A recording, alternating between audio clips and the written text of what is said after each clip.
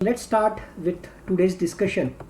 Environment से ही related एक महत्वपूर्ण टॉपिक, जैसे बायोडाइवर्सिटी और अलग अलग एंगल्स हमने देखे, वैसे ही क्लाइमेट चेंज, वातावरणीय बदल, ये भी एक महत्वपूर्ण संकल्पना है जिसको हमें समझना ज़रूरी है। अब इस टॉपिक को अगर हमें समझना है, क्लाइमेट चेंज और उससे रिलेटेड सारे एंगल्स को अगर हमें समझना है, तो बेसिकली हमें सबसे पहले ये कॉमन हमें समझना पड़ेगा कि वेदर और क्लाइमेट, इसमें का डिफरेंस क्या, कब हम वेदर कहते हैं, कब हम क्लाइमेट कहते हैं, और एग्जैक्टली क्लाइमेट चेंज इस टर्मिनोलॉजी का मीनिंग क्या है। साइमल्टेनियसली ग्लोबल वार्मिंग, हमेशा ये जो टर्मिनोलॉजी हम पढ़ते हैं सुनते हैं एनवायरनमेंट के कंसर्न में, तो बेसिकली वेदर का मतलब क्या, क्लाइमेट का मतलब क्या, क्लाइमेट चेंज का मतलब क्या, ग्लोबल वार्मिंग का मतलब क्या, ये हम समझेंगे। और ग्लोबल वार्मिंग की वजह से किस तरीके से हमारी पृथ्वी पर, किस तरीके से ह्यूमन बींग्स के लाइफ पर उसका बहुत ही बुरा परिणाम हो रहा है। सो इम्पैक्ट ऑफ ग्लोबल वार्मिंग, उसको हम समझने की कोशिश करेंगे। ये बेसिक चीज़ समझने के बाद में फिर हमें पता चलेगा कि as far as this climate change is concern या ग्लोबल वार्मिंग इज कंसर्न, उसमें बहुत ही महत्वपूर्ण रोल है ग्रीन हाउस गैसेस, हरित वायु हम जिसे कहते हैं। सो ये ग्रीन हाउस गैसेस का बहुत ही महत्वपूर्ण रोल है। तो ये ग्रीन हाउस गैसेस कौन से हैं, उसके सोर्सेस, कहाँ से ये ग्रीन हाउस गैस तैयार होता है, और एग्जैक्टली इसका किस तरीके से क्लाइमेट चेंज में या ग्लोबल वार्मिंग में रोल है, उसको हम समझने की कोशिश करेंगे। मूलतः जो ग्रीन हाउस इफेक्ट, ये जो संकल्पना है, सो ग्रीन हाउस यानी क्या, ग्रीन हाउस इफेक्ट यानी क्या, इसको हम समझेंगे। और इसी ग्रीन हाउस इफेक्ट की वजह से एक तरीके से कुछ हद तक ये ग्रीन हाउस इफेक्ट ही हमारे पृथ्वी के लिए, हमारे अर्थ के लिए फायदे कारक है, क्योंकि अगर ग्रीन हाउस इफेक्ट नहीं होता तो हमारे पृथ्वी का टेम्परेचर -19 डिग्री सेंटीग्रेड होता। यानी for practical purposes human beings को अर्थ पर रहना ऑलमोस्ट इम्पॉसिबल हो जाता। सिर्फ ग्रीन हाउस इफेक्ट की वजह से हम पृथ्वी पर रह पा रहे हैं।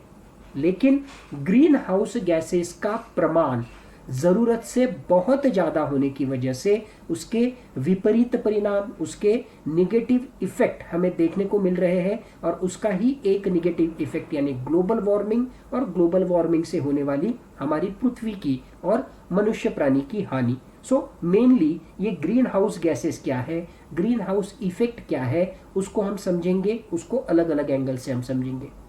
इसको डिस्कस करने के बाद हम ये भी समझेंगे कि हमारे वातावरण में, हमारे एटमॉस्फेयर में ओजोन लेयर होता है, और इस ओजोन लेयर का बड़ा ही महत्व होता है ग्लोबल वार्मिंग के पॉइंट ऑफ व्यू से।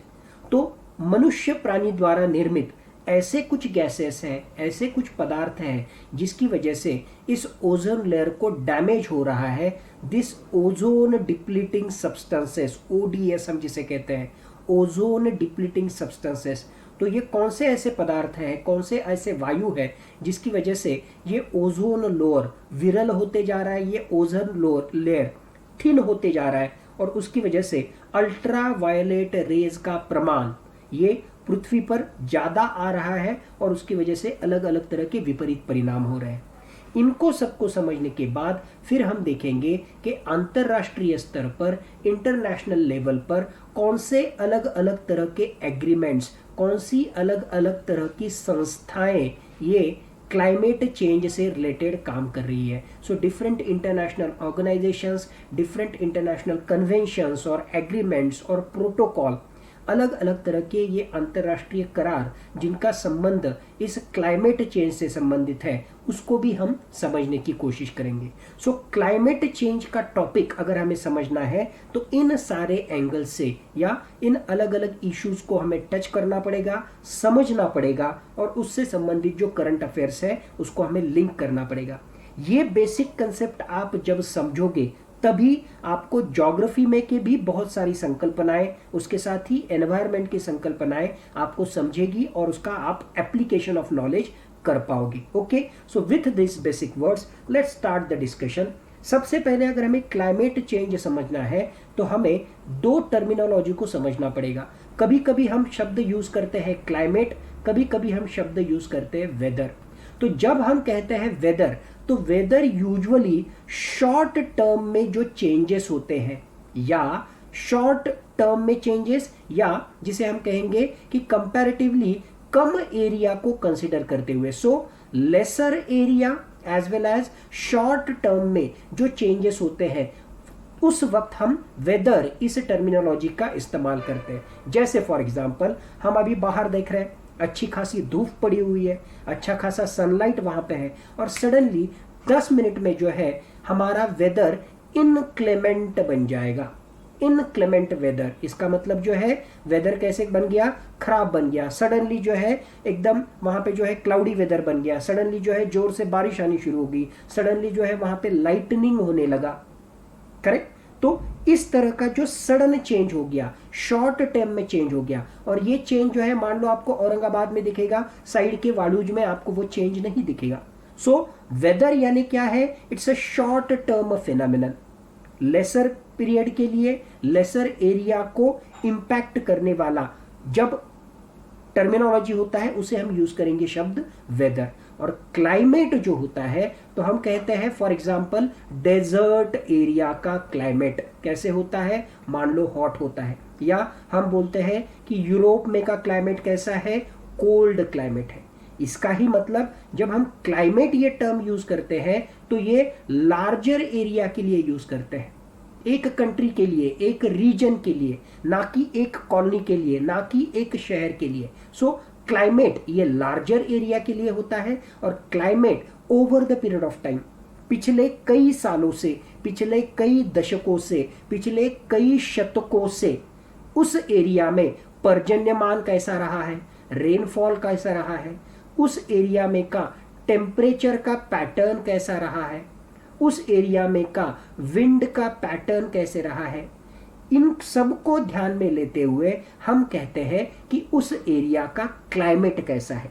सो basically climate is a long term phenomenon, climate is related with the larger stretch of area या larger area, whereas weather short term phenomenon या लेसर एरिया में जो कुछ चेंजेस हो रहे हैं उसको हम वेदर ये टर्मिनोलॉजी यूज करेंगे। ओके, तो ये बेसिक समझने के बाद में फिर हमें पता चलेगा क्लाइमेट चेंज।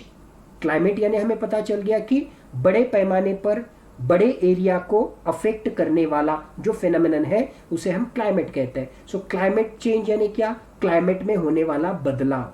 और ये बदलाव किसकी वजह से हो रहा है, ये बदलाव डायरेक्टली या indirectly anthropogenic factors, human factors, manmade factors, मनुष्य प्राणी की अलग अलग तरह की गतिविधियों के वजह से हमारे क्लाइमेट पे प्रत्यक्ष या अप्रत्यक्ष रीति से जो बदलाव हो रहे हैं उसे हम कहते हैं क्लाइमेट चेंज।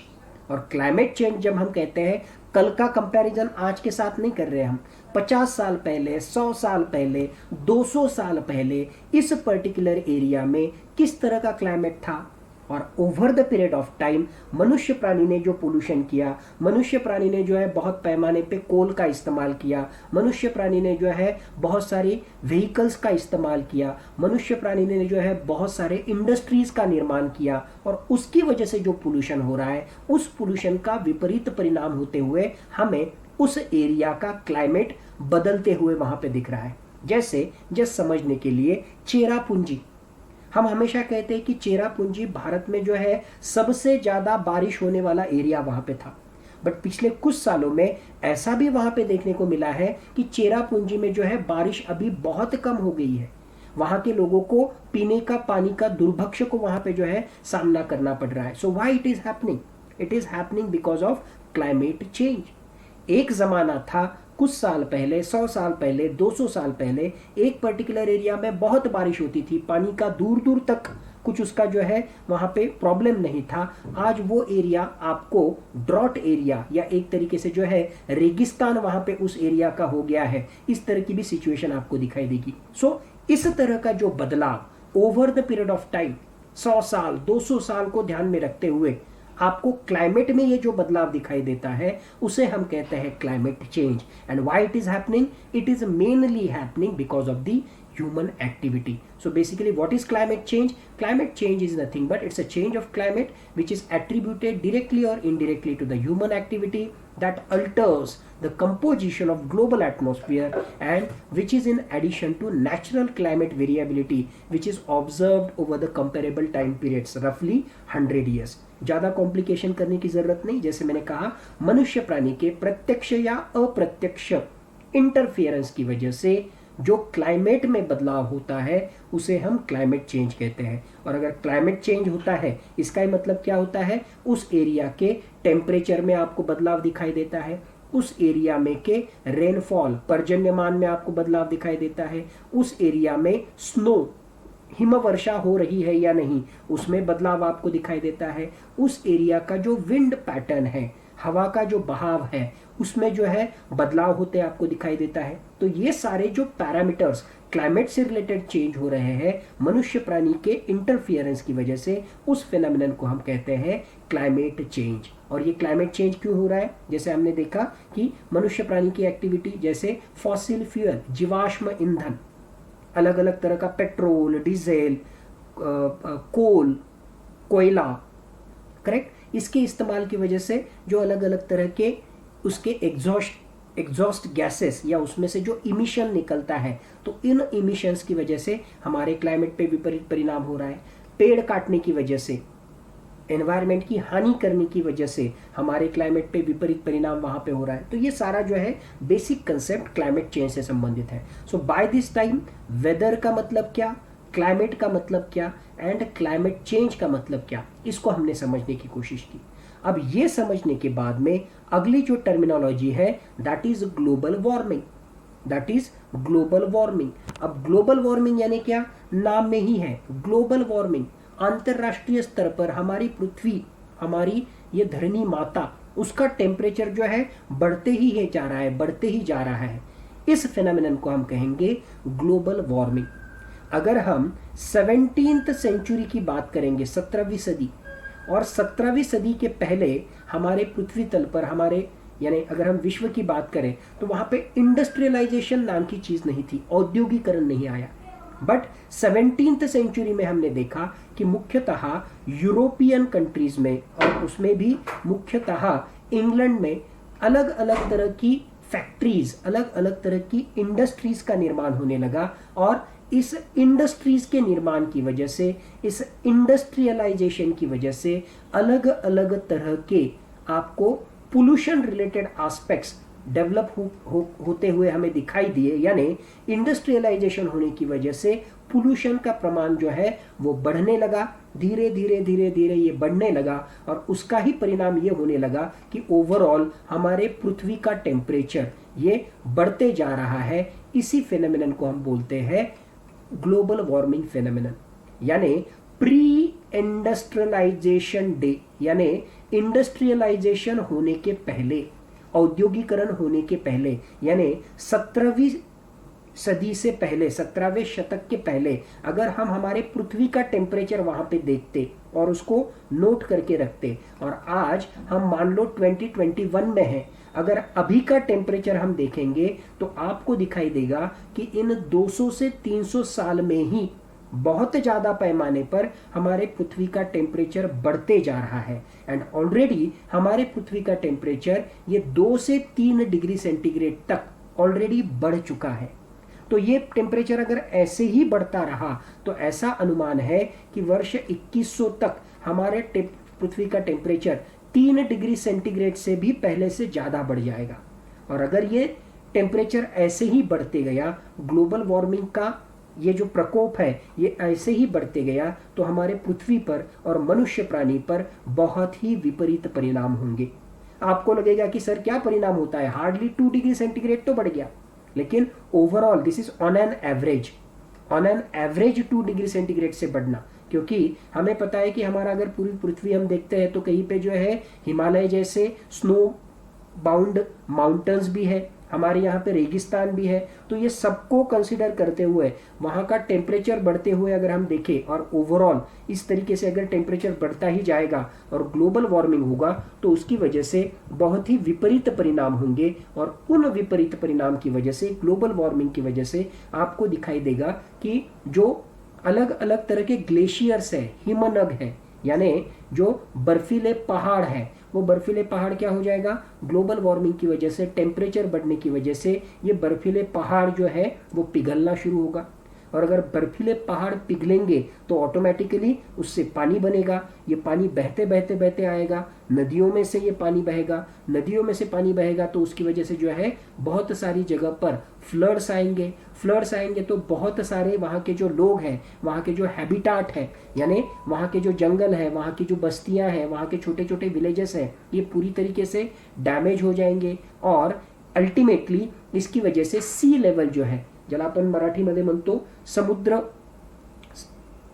सपाटी किंवा समुद्राची पातळी जी आहे, there will be rise in sea level, and if there is rise in sea level तो विश्व के बहुत सारे आइलैंड नेशंस जो है, जो इस तरह के द्वीप है, ये अशी जी बेट आहेत, मॉरिशस जैसा कंट्री है, सिशलिस जैसा कंट्री है, जिबोती जैसा आइलैंड है, तो ये आइलैंड नेशन जो है इनका अस्तित्व ही खतरे में आ जाएगा।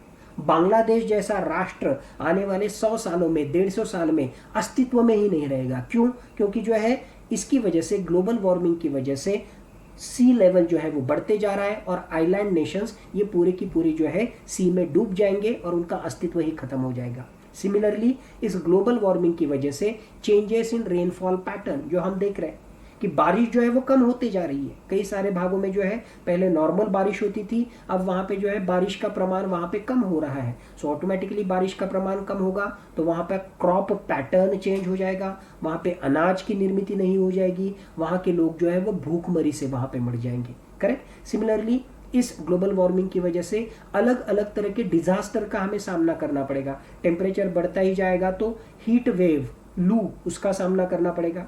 बहुत सारे भागों में फ्लड आ जाएगा, बहुत सारे भागों में जो है हरिकेन का प्रकोप होगा। सो कहीं पे ड्रॉट होगा, यानी वहाँ पे जो है सूखे की वजह से लोगों की जान जाएगी, तो कहीं फ्लड की वजह से लोगों की जान वहाँ पे जाएगी। करेक्ट। तो ऑलरेडी मैंने बताया कि इसकी वजह से हैबिटाट लॉस होगा, बायोडाइवर्सिटी का डैमेज होगा, बहुत टेम्परेचर बढ़ने की वजह से या इस तरह का फ्लड आने की वजह से नई नई बीमारियां या अलग अलग तरह के आउटब्रेक्स वहां पे आ जाएंगे। ओवरऑल जो है जो मराइन इकोसिस्टम है वो भी डिस्टर्ब हो जाएगी। यानी मोटा मोटी तौर पर अगर हम सब ध्यान में ले तो हमारे जमीन और उससे संबंधित इकोसिस्टम, हमारी सी और उससे संबंधित इकोसिस्टम, एंड अल्टीमेटली उसकी वजह से मनुष्य प्राणी के जीवन पर बहुत ही ज्यादा विपरीत परिणाम होके एक तरीके से जो है हम पूरे पृथ्वी को विनाश की ओर ढकलने का काम करेंगे। ओके। तो इसको ही ध्यान में लेते हुए जब हम ये कंसेप्ट समझेंगे कि एग्जैक्टली वेदर का मतलब क्या है, एग्जैक्टली क्लाइमेट का मतलब क्या है, क्लाइमेट चेंज का मतलब क्या है, और किस तरीके से ग्लोबल वार्मिंग हमारी जिंदगी में एक तरीके से negative impact over the period of time करते आ रहा है। सो ये बेसिक कंसेप्ट आपको समझने के बाद में अब हमें आगे जो कंसेप्ट समझना होगा that is related with green house effect. अब एग्जैक्टली अगर ग्लोबल वार्मिंग हो रहा है, अगर क्लाइमेट चेंज हो रहा है तो किस तरीके से हो रहा है, इसको हमें समझना होगा। बट इसको समझने के पहले हमें पहले समझना होगा the concept of green house. अब ये ग्रीन हाउस क्या चीज है? देखिए, बेसिकली अगर आप यूरोपियन कंट्रीज में वहां पे देखते हो तो यूरोपियन कंट्रीज में हमें पता है ओवरऑल वहां का क्लाइमेट बड़ा कोल्ड होता है। So there is a cold climate, और वहां पे विंटर में तो हमेशा टेम्परेचर जो है माइनस में होता है। सो माइनस में टेम्परेचर है, कोल्ड क्लाइमेट है, तो हार्डली वहां पे जो है टेम्परेचर बहुत ज्यादा वहां पे नहीं होता है। 2 degree centigrade, 3 degree centigrade, 5 degree centigrade maximum time में जो है वहां पे निगेटिव में वहां पे टेम्परेचर रहेगा। अगर निगेटिव में टेम्परेचर रहेगा, अगर वहां पे जो है सूरज की रोशनी ही या मान लो टेम्परेचर ही वहां पे नहीं रहेगा तो बहुत सारी वनस्पतियां वहां पर उग ही नहीं सकेगी, वहां पे बहुत सारे अनाज का निर्माण ही नहीं हो सकेगा, वहां पे बहुत सारी सब्जियां उग ही नहीं पाएगी। तो इससे सॉल्यूशन निकालने के लिए वहां पे स्पेशली यूरोपियन कंट्रीज में या ऐसा जहां पे कोल्ड क्लाइमेट है, वहाँ के कंट्रीज में क्या किया जाता है, ग्रीन हाउस का कंसेप्ट जो है वहाँ पे इम्प्लीमेंट किया जाता है। So what is green house? Green house यानी एक तरीके से जो है, ये एक तरीके से आप ग्रीन हाउस यानी हाउस ही कंसिडर कर लो, और इस हाउस को या ये जो ग्रीन हाउस का कंसेप्ट है, या मान लो ये जो कंटेनर है, ये कंटेनर जो है कवर रहेगा एक तरीके के मटेरियल से। मान लो ये कवर रहेगा ग्लास मटेरियल से, ट्रांसपेरेंट मटेरियल से। अब क्या होगा, सूरज की किरणें वहां पे आएगी, कुछ हद तक सूरज की किरणें वहां पे आएगी। अब सूरज की किरणें आने के बाद यहाँ पे जो है वो सारे पेड़ पौधे हैं ग्रीन हाउस में। यहाँ पे सूरज की किरणें आने के बाद अब जो है ये सारा यहाँ पे टेम्परेचर तो वहां पे मिलेगा। अब यहाँ पे ये सूरज की किरणें रिफ्लेक्ट होके बाहर जाने की कोशिश करेगी, बट हमने यहाँ पे ग्रीन हाउस गैस में इस तरह का मटेरियल यूज किया कि ये री इमिट होने वाली, रिफ्लेक्ट होके बाहर फिर से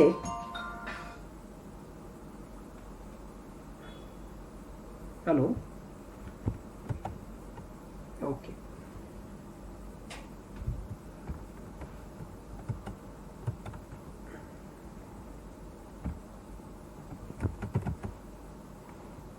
एम आई ऑडिबल? अब ठीक से आवाज आ रहा है?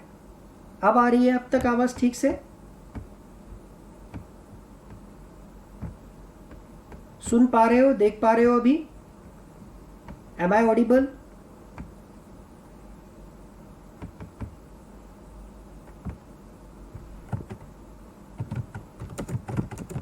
आप सुन पा रहे हो क्या अभी?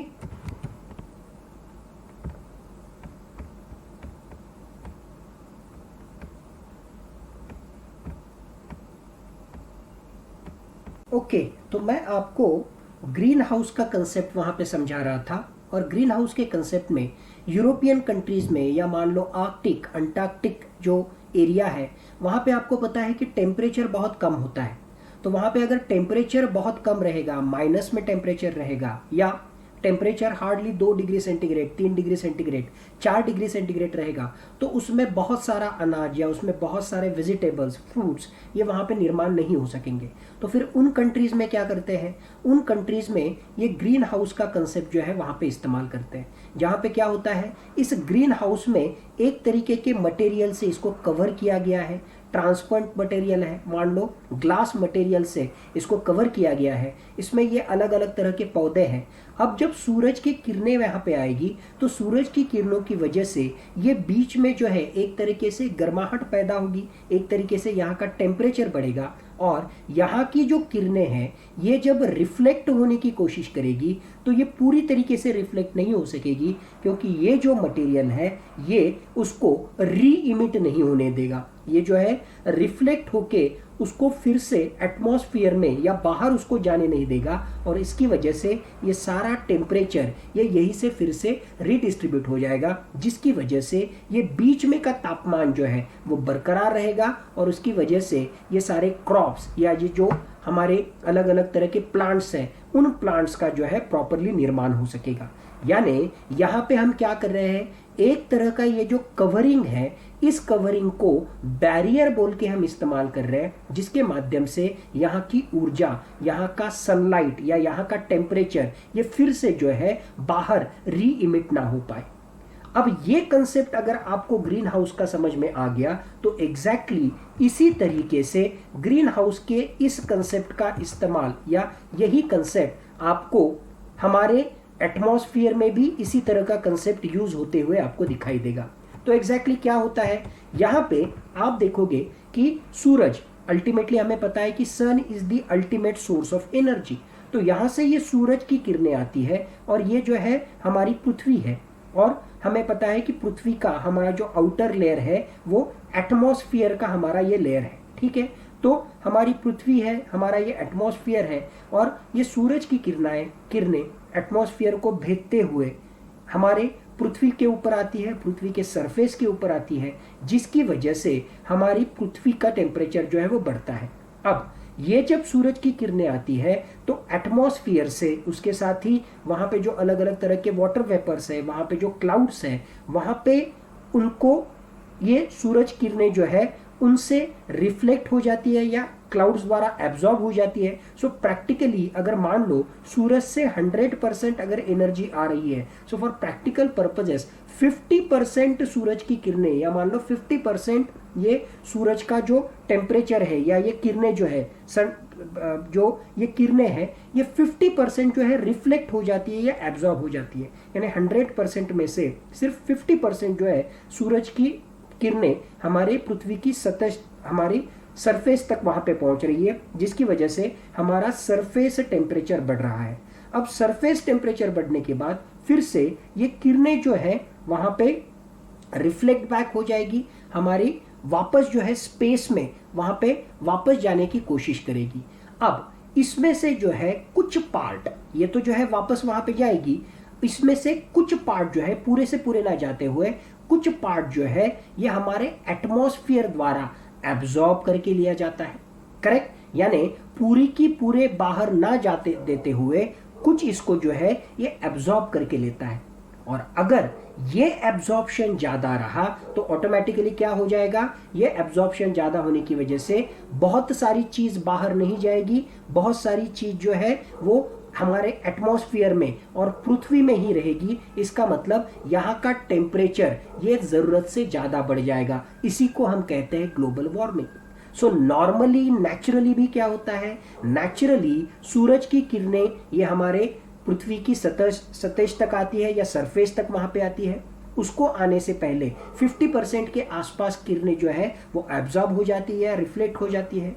हमारी पृथ्वी के ऊपर जो किरणें आती है उसकी वजह से हमारी पृथ्वी एक तरीके से जो है वहां पे टेम्परेचर मिलता है, वहां पे जो है हमारे सरफेस ऑफ अर्थ वहां का टेम्परेचर जो है वो बढ़ता है। अब ये जो है फिर से रिफ्लेक्ट बैक हो जाती है स्पेस में, लेकिन इसमें का कुछ पार्ट जो है हमारे एटमॉस्फेयर द्वारा एब्जॉर्ब करके लिया जाता है।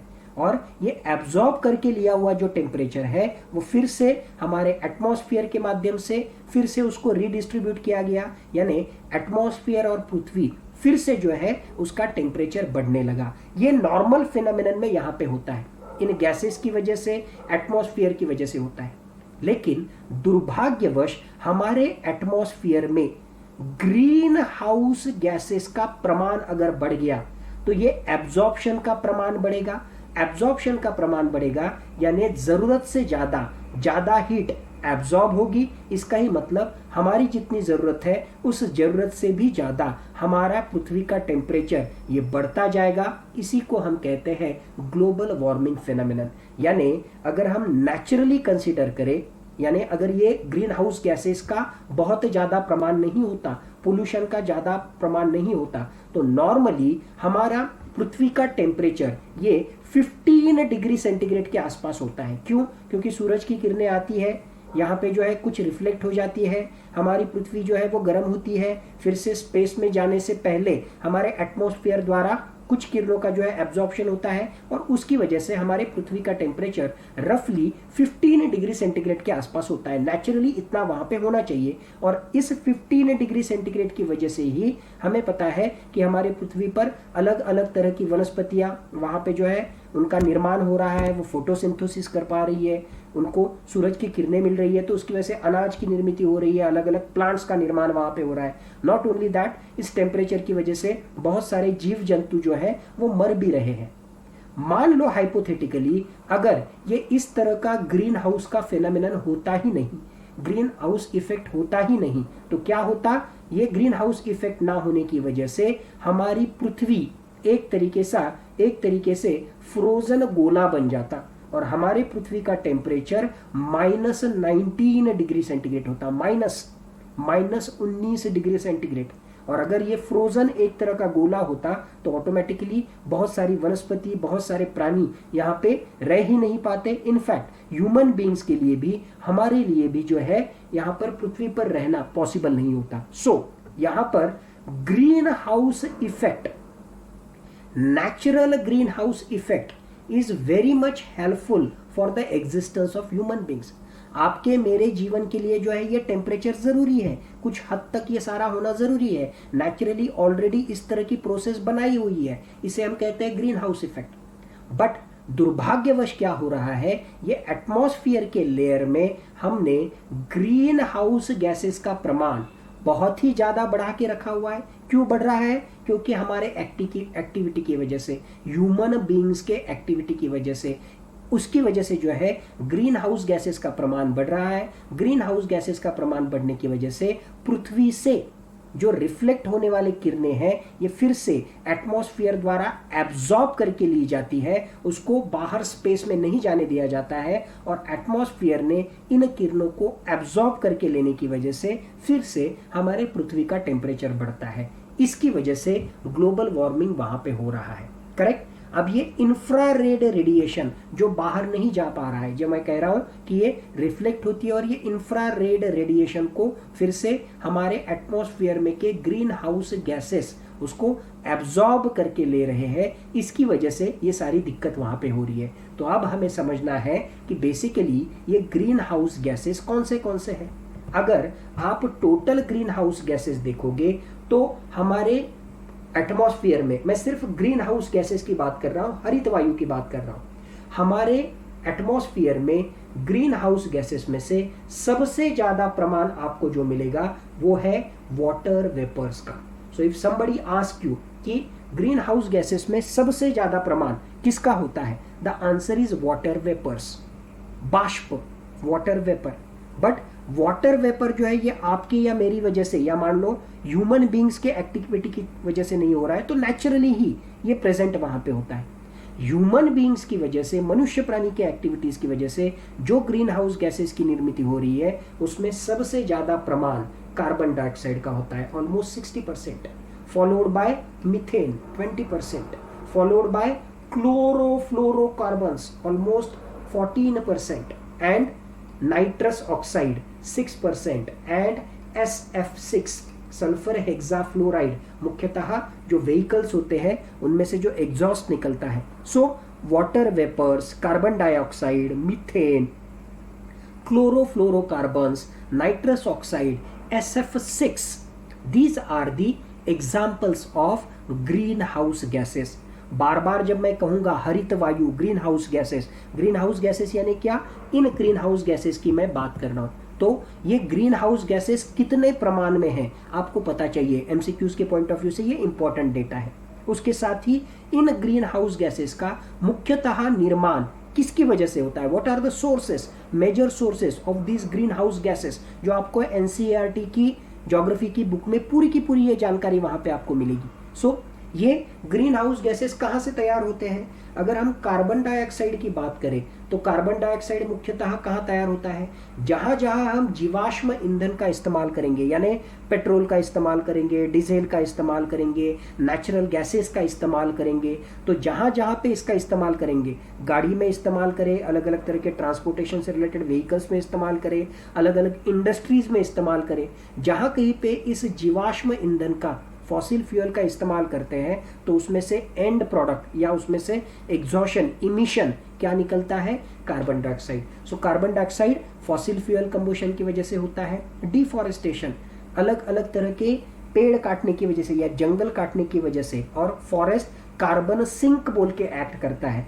तो उसका प्रमाण कम होने की वजह से भी कार्बन डाइऑक्साइड का प्रमाण वहां पे बढ़ेगा। और हमें पता है कि जो वनस्पति होते हैं दिन के टाइम में कार्बन डाइऑक्साइड लेते हैं, फोटोसिंथेसिस की प्रक्रिया करते हैं और ऑक्सीजन छोड़ते हैं दिन के टाइम में। अगर आप पेड़ ही काट दोगे तो ऑटोमेटिकली इस कार्बन डाइऑक्साइड को जो है खींचने वाला, एब्जॉर्ब करने वाला, सिंक करने वाले पेड़ ही वहां पे नहीं उड़ेंगे। सो डिफॉरेस्टेशन भी कार्बन डाइऑक्साइड बढ़ने का एक कारण है। सीमेंट इंडस्ट्रीज, उसके प्रोडक्शन में भी, स्टील, उसके प्रोडक्शन में भी कार्बन डाइऑक्साइड का बड़े पैमाने पे निर्माण होता है।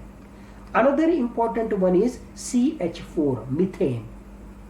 मीथेन भी मुख्यतः जो एग्रीकल्चर से रिलेटेड एक्टिविटीज है, एग्रीकल्चर रिलेटेड एक्टिविटीज में मीथेन का निर्माण बहुत ज्यादा पैमाने पे होता है। मुख्यतः एनिमल हस्बेंड्री, मुख्यतः अलग अलग तरह के प्राणी, उन प्राणियों के पचन संस्था से मीथेन का निर्माण होता है। नॉट ओनली दॅट, काऊ डंग, यानी मराठीमध्ये आपण ज्याला शेण म्हणतो, त्या शेणामध्ये सुद्धा जे आहे मिथेनचं प्रमाण मोठ्या प्रमाणावर असतं। बायोगैस का प्लांट जो होता है तो बायोगैस में भी जो है इस मीथेन का निर्मिति बड़े पैमाने पे वहां पे होता है।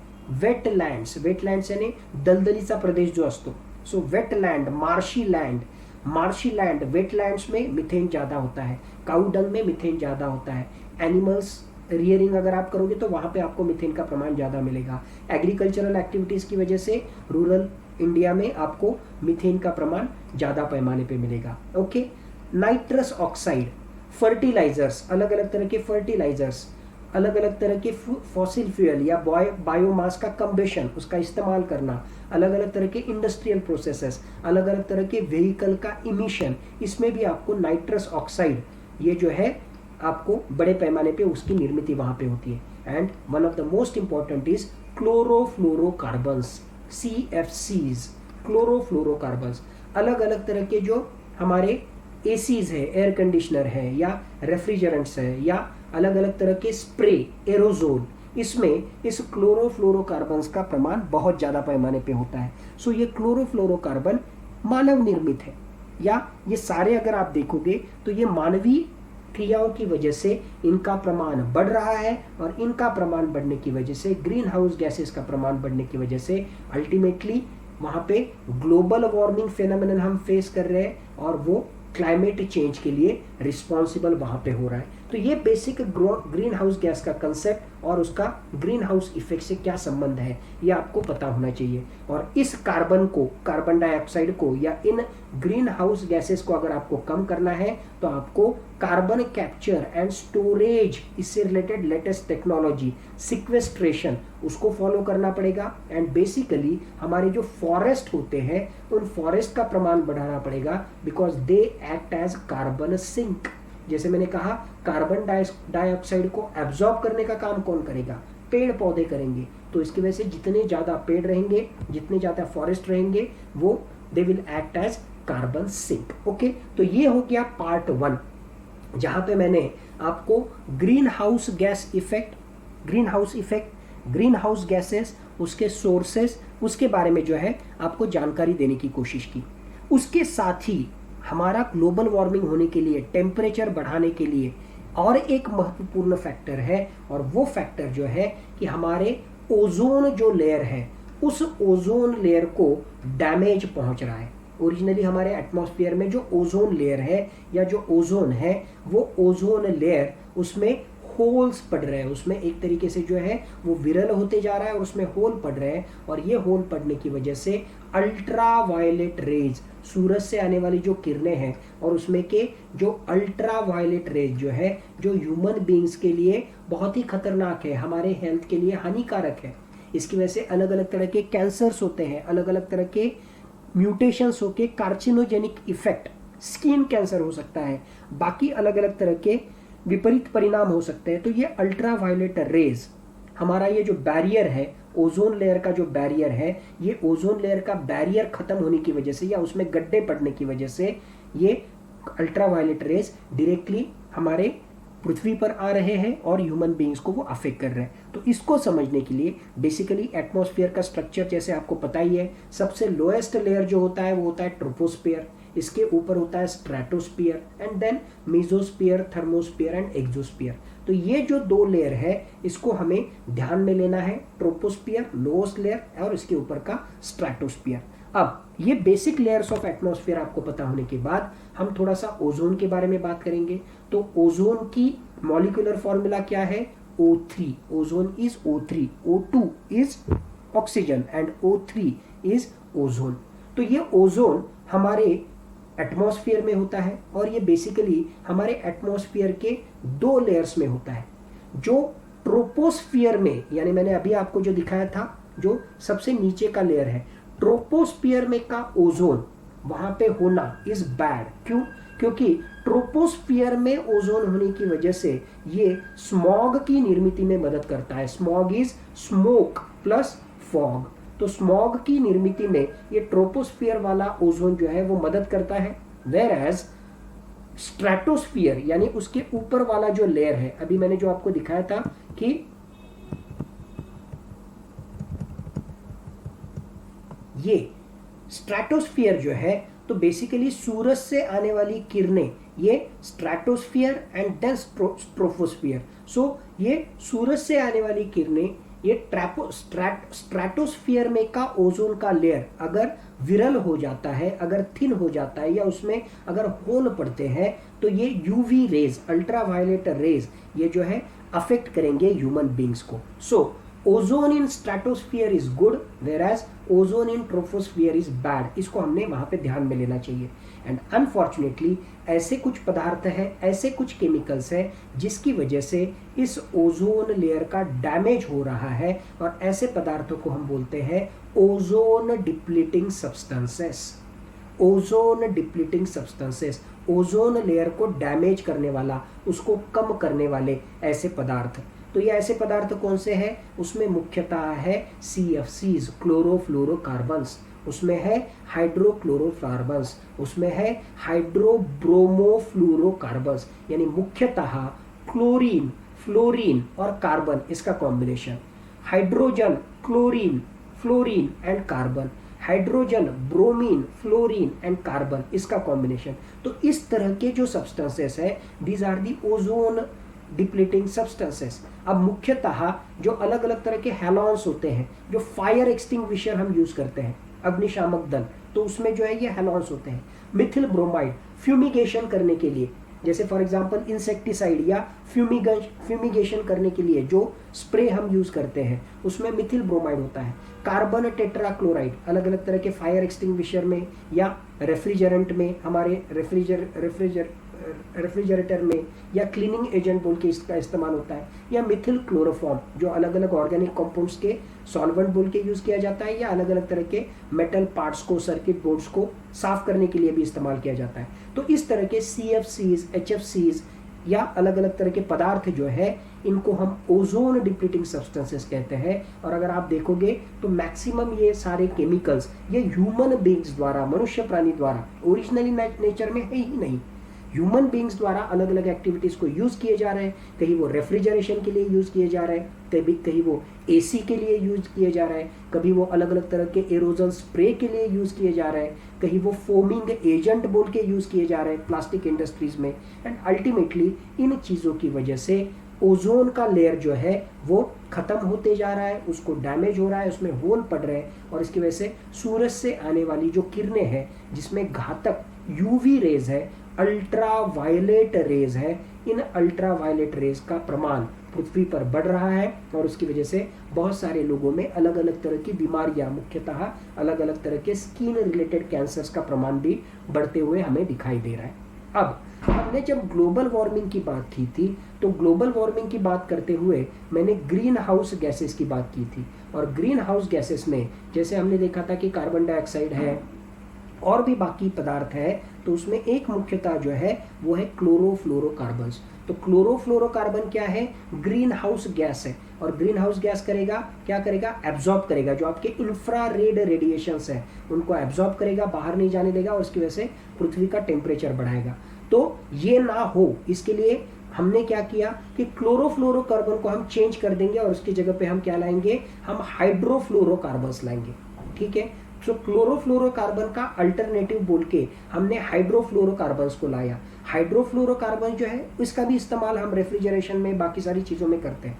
हाइड्रोफ्लोरोकार्बन जो है वो ग्रीन हाउस गैस नहीं है, लेकिन हाइड्रोफ्लोरोकार्बन क्या करता है? ये ओजोन डिप्लीटिंग सब्सटेंस है, ये ओजोन के लेयर को डैमेज करने का काम करता है, एंड इनडायरेक्टली फिर से टेम्परेचर बढ़ाने का या ग्लोबल वार्मिंग में ये मददगार साबित होता है. यानी एक को हमने हटाया, दूसरे को लिया, लेकिन दूसरे के और ही कुछ साइड इफेक्ट हमें वहां पे दिखाई दे रहे हैं. सो एग्जैक्टली कौन से ओजोन डिप्लीटिंग सब्सटेंसेस है, इसको हमें पता होना जरूरी है. सो ग्रीन हाउस गैसेस कौन से हैं वो हमें पता होना चाहिए, ओजोन डिप्लीटिंग सब्सटेंसेस कौन से हैं ये हमें पता होनी चाहिए. और ओजोन डिप्लीटिंग सब्सटेंसेस की वजह से हमें पता है ओजोन लेयर का डैमेज हो रहा है, और इसकी वजह से अल्ट्रावायलेट रेज का प्रमाण ज्यादा पैमाने पर बढ़ रहा है.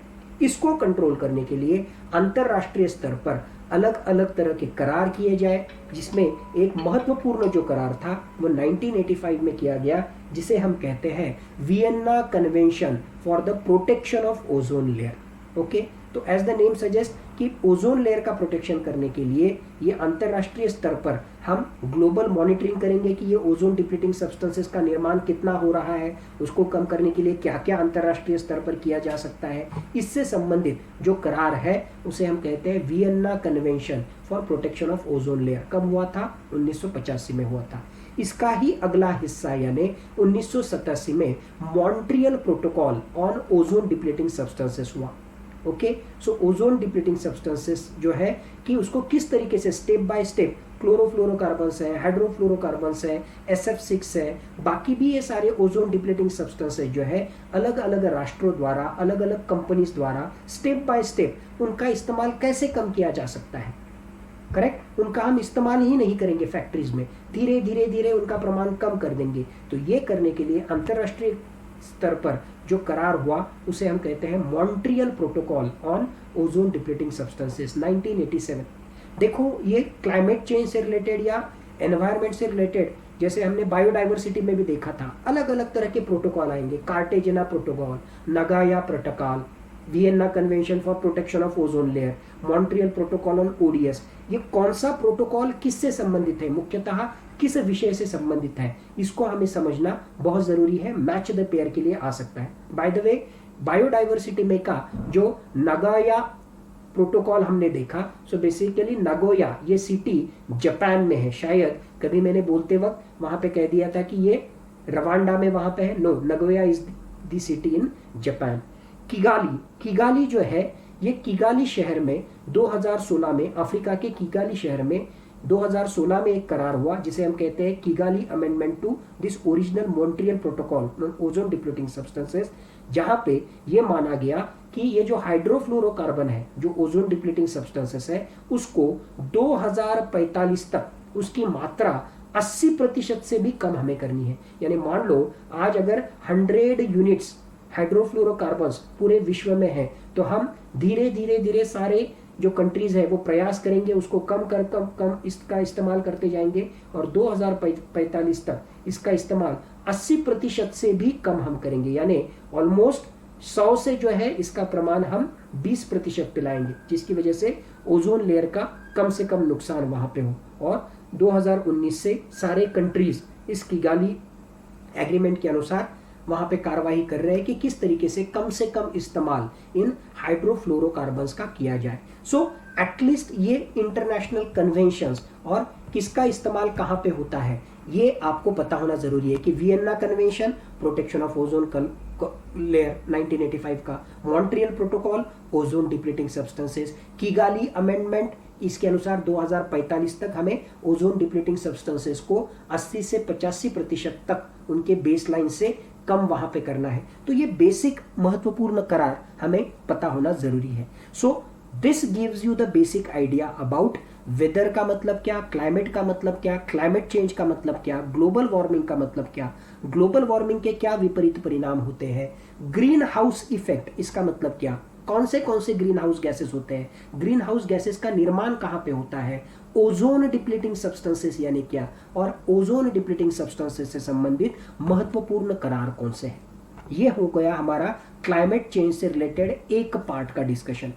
अब हमें डिस्कस करना है कि इस क्लाइमेट चेंज को, वातावरणीय बदल को, इस ग्लोबल वार्मिंग को टैकल करने के लिए अंतरराष्ट्रीय स्तर पर पिछले कई दशकों से कौन से प्रयास किए जा रहे हैं, कौन सी महत्वपूर्ण अंतरराष्ट्रीय संगठन, कौन से महत्वपूर्ण अंतरराष्ट्रीय करार इसके संबंध में है, क्योटो प्रोटोकॉल यानी क्या, पेरिस क्लाइमेट डील यानी क्या, रियो कॉन्फ्रेंस कब हुई थी, रियो +10 यानी क्या, रियो +20 यानी क्या, ये सारी चीजों का जो है हमें डिस्कशन करना है। बट ये डिस्कशन हम अगले डिस्कशन में लेंगे। आज के डिस्कशन में हमने मेनली इस क्लाइमेट चेंज से रिलेटेड सारा जो थियोरेटिकल पार्ट है उस थियोरेटिकल पार्ट को कंप्लीट करने की कोशिश की। ओके, तो आज का लेक्चर हम खत्म करने से पहले जो कुछ हमने डिस्कस किया उसके ऊपर कुछ क्वेश्चंस मैं आपको वहां पे पूछना चाहता हूं। फटाफट ये 2 क्वेश्चंस देख लो और इसके आंसर्स आप वहां पे चैट बॉक्स में आप आंसर्स वहां पे लिख सकते हो।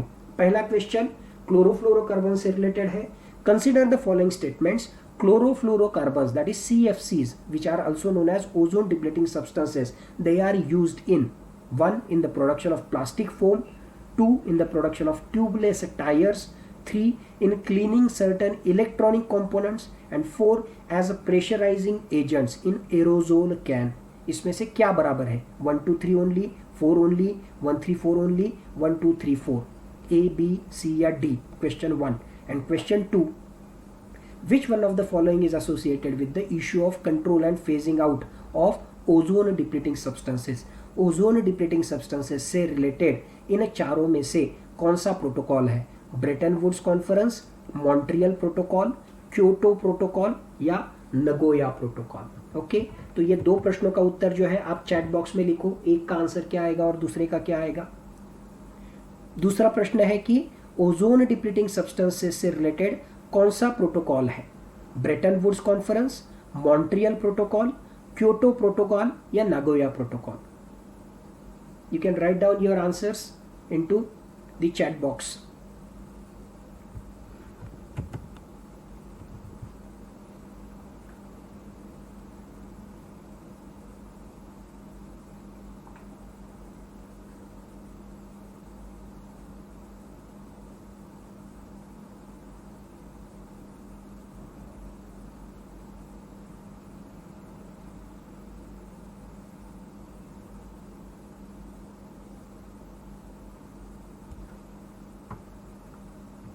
Yes.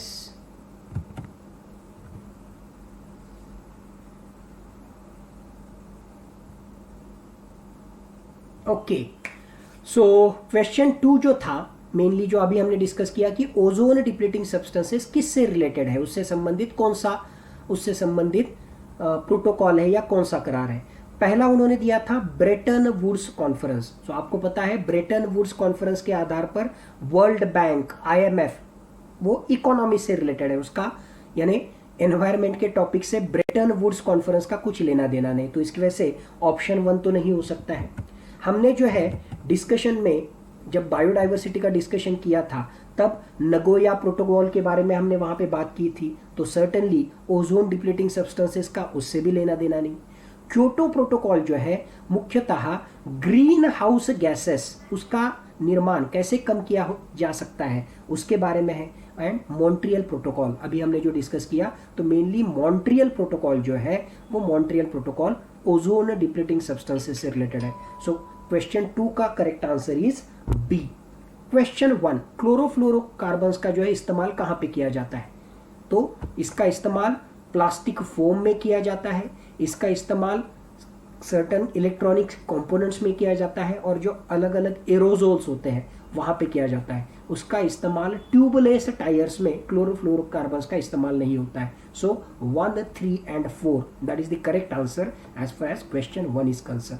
और जस्ट आपके जानकारी के लिए ये क्वेश्चंस NDA में भी आए हुए हैं, CDS में भी आए हुए हैं, और UPSC में भी ये दोनों क्वेश्चन पिछले कुछ सालों में पूछे गए हैं. सो आज का हमने जो डिस्कशन किया उसके आधार पर ही जस्ट एक रिप्रेजेंटेटिव मैंने आपको MCQs यहाँ पे डालने की कोशिश की थी. ओके, तो एक बार फिर से ये सारा टॉपिक जो है आप देख लेना, उसको रिवाइज कर लेना, अच्छी तरीके से पढ़ लेना, सो दैट आगे का जो पार्ट है अलग अलग तरह के जो इंटरनेशनल एग्रीमेंट्स है वो इंटरनेशनल एग्रीमेंट इससे रिलेटेड आपको समझ में आ सकेंगे. ओके, आज का डिस्कशन हम यहीं पे खत्म करने वाले हैं, बट उससे पहले आपके मन में कोई डाउट, आपको कुछ पूछना है as far as today's discussion is concern?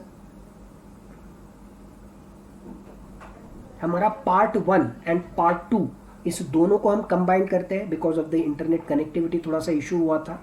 तो पार्ट 1 और पार्ट 2 दोनों को कंबाइन करके मैं एक ही उसका वीडियो बनाऊंगा and I will post it. Yes, any doubt? तो बायोडाइवर्सिटी वाला chapter as well as this particular chapter अच्छी तरीके से आपने पढ़ के रखो. आगे का पार्ट जो है इंटरनेशनल एग्रीमेंट्स, इससे रिलेटेड आपको उसी आधार पर समझ में आएंगे. Right? So with this words we will stop.